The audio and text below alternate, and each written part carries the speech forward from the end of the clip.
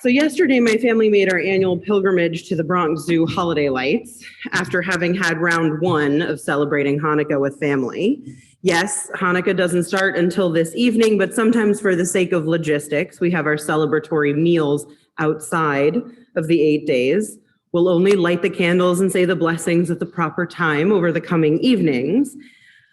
But yesterday we indulged in sweet potato latkes and sufganiyot and a whole elaborate meal and a Lego Masters style building of menorahs competition and some dreidel playing. And then we headed out into the dark night with our bellies full.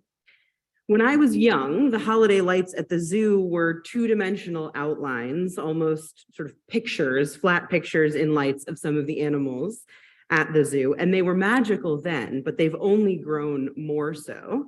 After a many-year hiatus, the lights came back a few years ago, and they came back even more elaborate than ever with what they call lanterns. I don't know if any of you have been and seen them, but they have what they call lanterns, and they're sort of three-dimensional, colorful, realistic, lit from the inside animal shapes. And they have different walks with animals from all over the world, from dragonflies to coral to African elephants.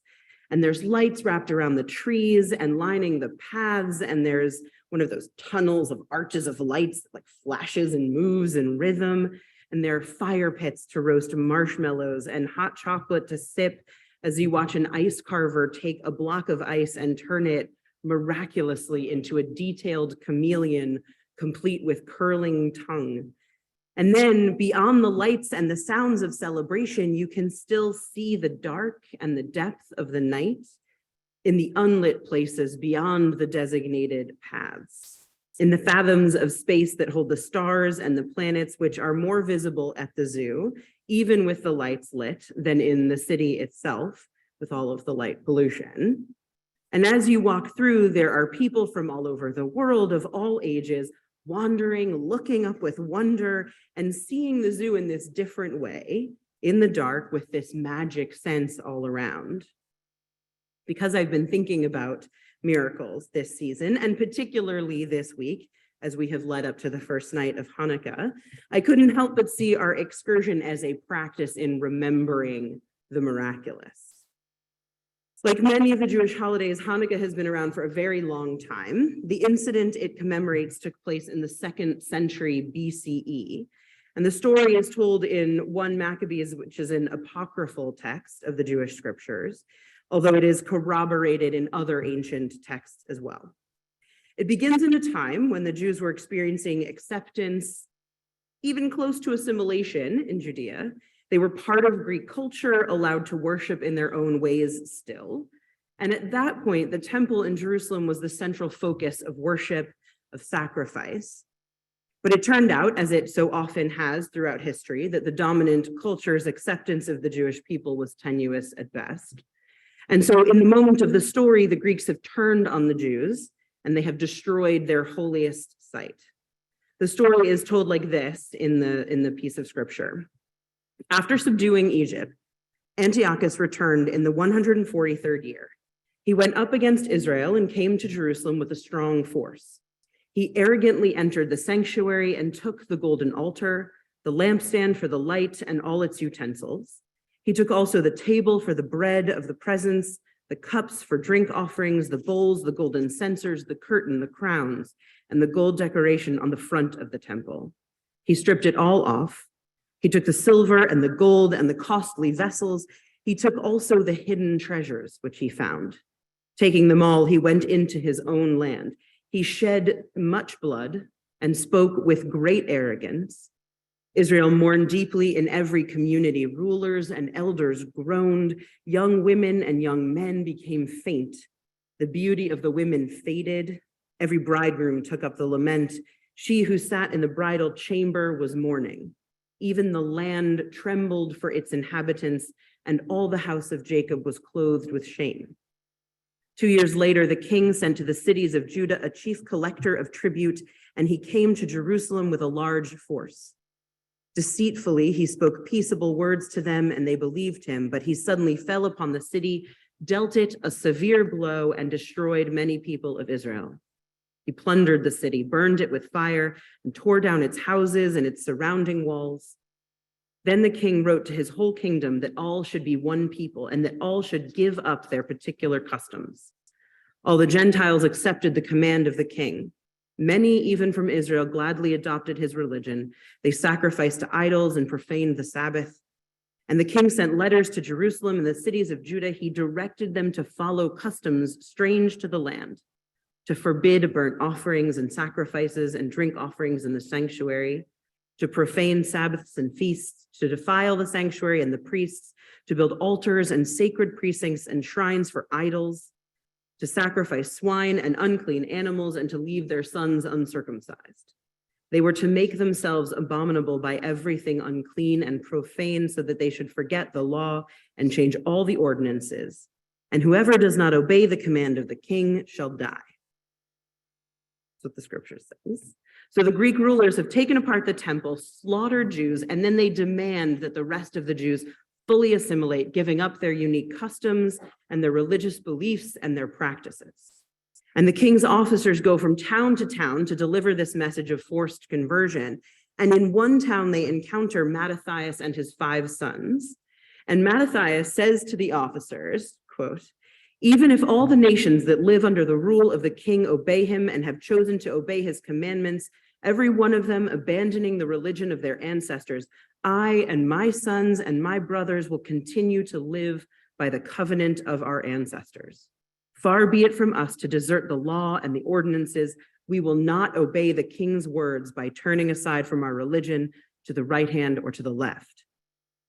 Okay, so now this is the part where it gets difficult. After Mattathias' speech, another Jew comes forward to make a sacrifice according to the demands of the king. And Mattathias is so mad that he runs up and he kills this Jew on the spot. And then he turns and he kills the officer of the king. And then he and his sons flee to the hills. And there they begin a rebellion, eventually growing their army, supposedly to 6,000. And although Mattathias dies in the time of the rebellion, his son Judas Maccabeus leads the army to victory 3 years after a statue of Zeus has been erected in the sacred temple. And they reclaim the temple on the 25th day of Kislev, and they rededicate and purify the temple in an 8-day celebration. And that was the first celebration of Hanukkah. That word actually derives from the word that means dedication. The story is a story about oppression and assimilation and religious purity and religious freedom. There's a battle for the right to practice freely. And then in the 2nd century CE, after the temple had been destroyed again, this time by the Romans, and this time without hope of being reclaimed, after what is called the rabbinic period has begun, in which the holiest of holies in the form of the temple for sacrifices is gone, and in which celebrations become portable in the Jewish diaspora, the Talmudic rabbis created another story around this original historical story. They add this miraculous element, as if a small band of Jews reclaiming the temple from the empire isn't miraculous enough. They add the story about the oil. And the Talmud reads, "What is the reason for Hanukkah? For our rabbis taught, on the 25th of Kislev begin the days of Hanukkah, which are 8, during which lamentation for the dead and fasting are forbidden. For when the Greeks entered the temple and defiled all the oils in it, and when the Hasmonean dynasty prevailed against and defeated them, the Hasmoneans searched and found only 1 cruse of oil which possessed the seal of the high priest, but which contained sufficient oil for only 1 day's lighting. Yet a miracle occurred there, and they lit the lamp for 8 days. The following year, these days were appointed a festival." And so since that time, in the 2nd century, Jewish people all over the world have lit menorahs as the sun sets to commemorate both the supernatural miracle of the oil lasting 8 days and also the very human miracle of winning freedom and restoring their house of worship. So we have these 2 evident layers of miracle of liberation by a dedicated band of resistors, and the miracle of sustenance provided by God. But of course, there are many more layers to the story, miraculous and not. There's a lot of violence done in the story, including by Mattathias, the hero himself, when he slays another Jew for making a different choice than he's making. The story of Hanukkah asks us to imagine what we might do or how we might feel if we experienced our holiest of places being destroyed and defaced. It asks us to imagine what we would feel if our brethren discarded our shared experience. It asks us to consider what we would sacrifice for our deepest held beliefs, for our way of life. It asks us to imagine who we understand as our people. The story asks us to consider what it means to live in a world of communities, who is in and who is out.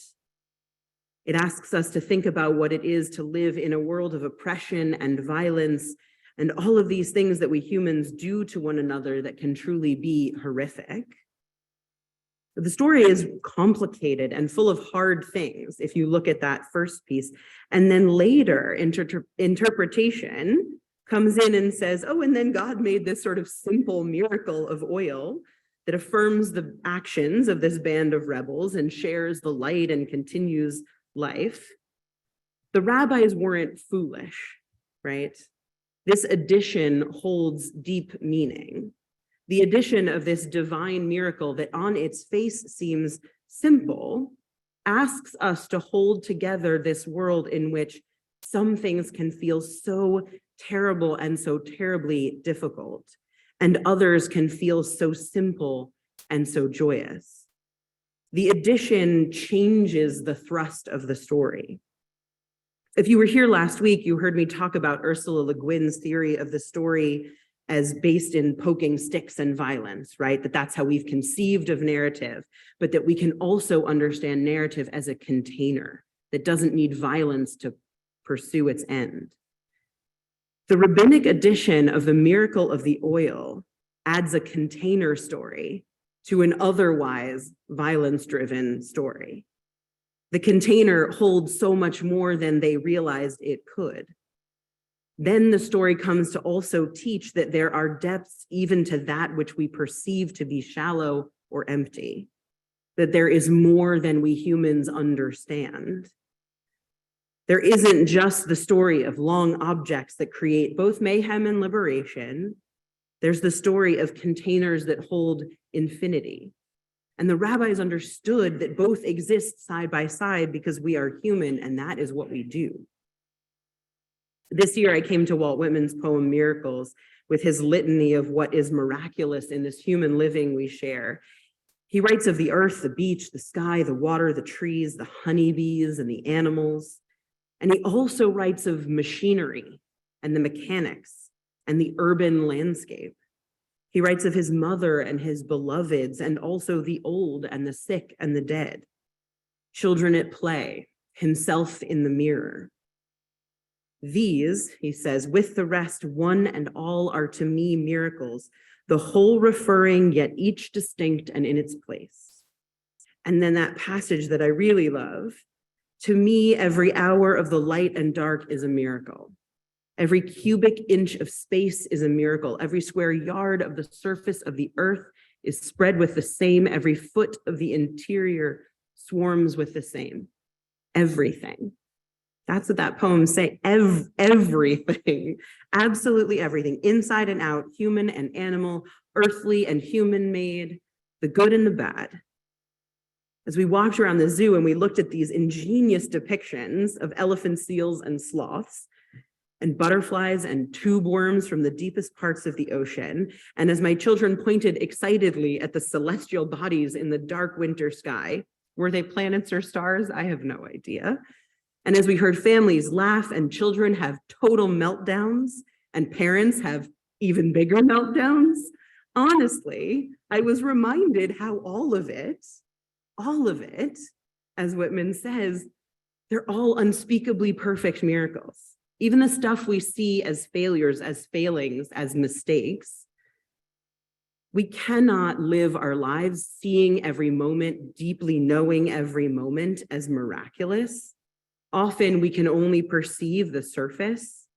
We can only let ourselves see the Maccabees as good, and we ignore that story of Mattathias murdering his Countrymen, we can only see the one day's worth of oil because that's all we expect and all we allow ourselves to believe in. I don't think it's possible to live every second of every day, seeing every moment and every person and everything as a miracle all the time. It's like a lot to ask. But the season and the story of Hanukkah help us remember. They help us catch that glimpse. It's an invitation to a complex story that both challenges and rejoices. It asks us to remember that although the world makes it hard to live with that acute awareness every day, when those moments happen, we have to celebrate them. And maybe we have to seek them out, as the rabbis did, look for them and lift up the miracles that sometimes are hiding. We have to remember that life, the very fact of existence, is itself a miracle. We know now, our science teaches us how many billions of years went into the growth and development of this planet that we share, and how everything on it is the result of so much change and death and renewal. We know how many hundreds of thousands of years it took to evolve humanity to this moment, and how different and yet the same we are from each other and from our earliest ancestors.